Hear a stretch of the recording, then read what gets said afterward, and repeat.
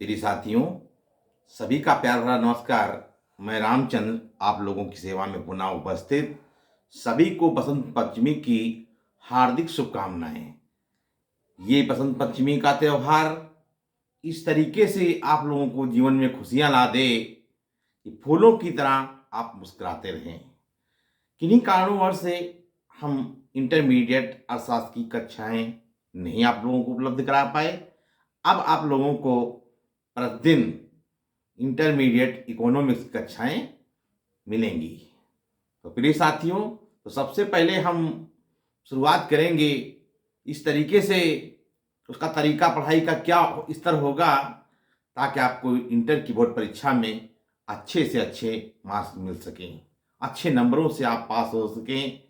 तो जैसा कि आप लोगों ने परीक्षा कार्यक्रम भी आप लोगों ने नोट कर लिया होगा, 24 फरवरी से परीक्षाएं प्रारंभ हो रही हैं और उसमें आपको एक अच्छा प्रदर्शन देना है। केवल पास होने के लिए नहीं पढ़ना है, बल्कि अच्छे नंबर लाने हैं ताकि आपके माता पिता का नाम रोशन हो, आपके विद्यालय का नाम रोशन हो और जीवन में भी आनंद मिले।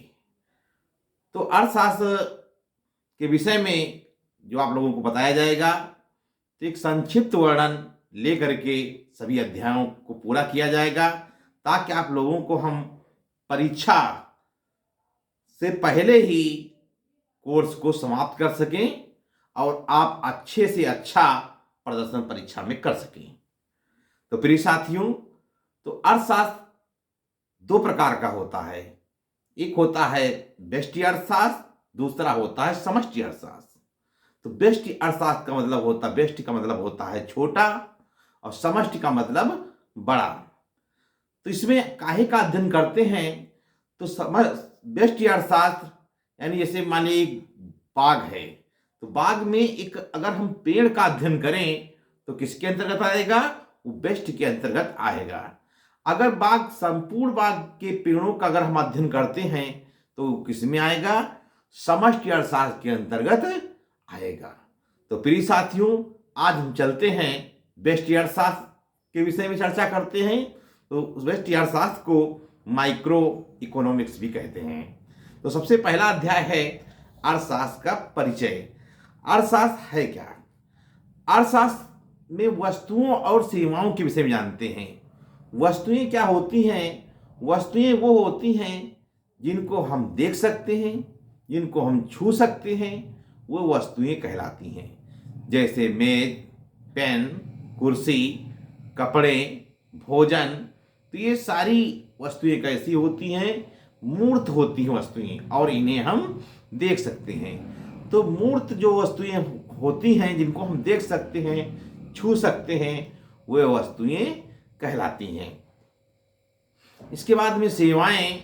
अर्थशास्त्र में सेवाओं का अध्ययन किया जाता है। जैसे डॉक्टर की सेवा, एक वकील की सेवा, एक अध्यापक की सेवा। तो सेवाएं कैसी होती हैं?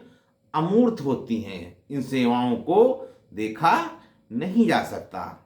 प्रिय साथियों, तो आज हम जानते हैं कि उदाहरण के रूप में अगर वस्तुओं की बात करें तो एक कृषक किसान जो है एक सेवा करता है और सेवा काहे में, उत्पादन करने के लिए। तो इन वस्तुओं का उत्पादन किया जाए तो उत्पादन कैसे किया जाए, इनके लिए किन किन साधनों की आवश्यकता पड़ेगी, तो इसके बारे में भी हम आगे चर्चा करेंगे। तो सबसे पहले हम जान लेते हैं आर्थिक क्रिया। आर्थिक क्रिया क्या होती है? कोई हम ऐसा कार्य करें जिसमें हमको धन की प्राप्ति हो। धन की जो प्राप्ति होगी वो क्या कहलाएगी? आर्थिक क्रिया। जैसे उदाहरण के रूप में एक मजदूर के द्वारा मजदूरी करना, एक अध्यापक के द्वारा विद्यालय में पढ़ाना।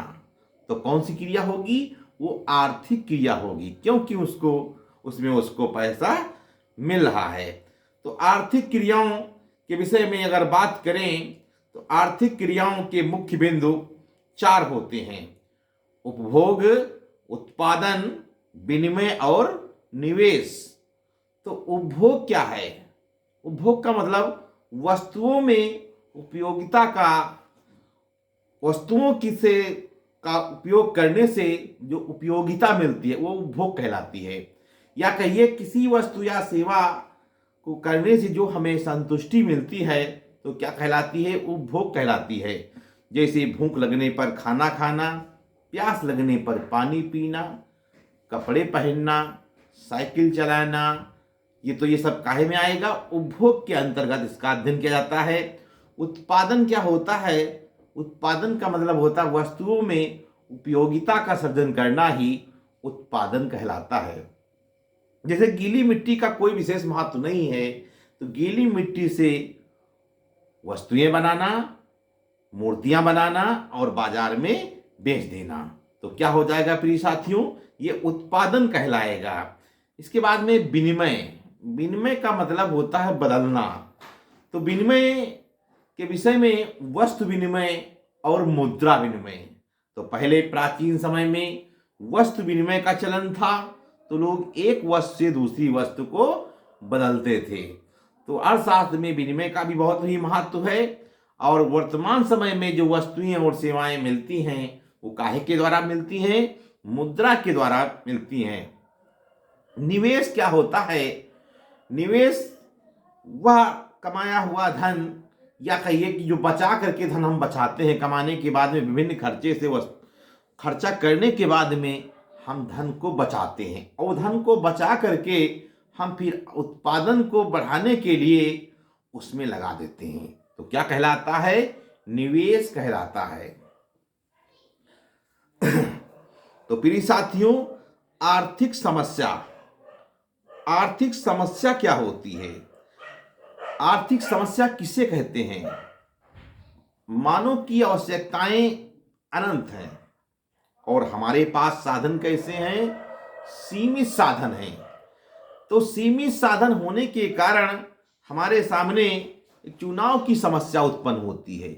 चुनाव का मतलब वस्तुओं का चयन करने की समस्या उत्पन्न होती है कि जो हमारे पास मुद्रा है उस मुद्रा में हमें कैसी वस्तुएं लेनी चाहिए, कौन सी वस्तु हम लें जो हमें अधिकतम संतुष्टि मिल जाए, क्योंकि आवश्यकताएं तो बहुत सारी होती हैं।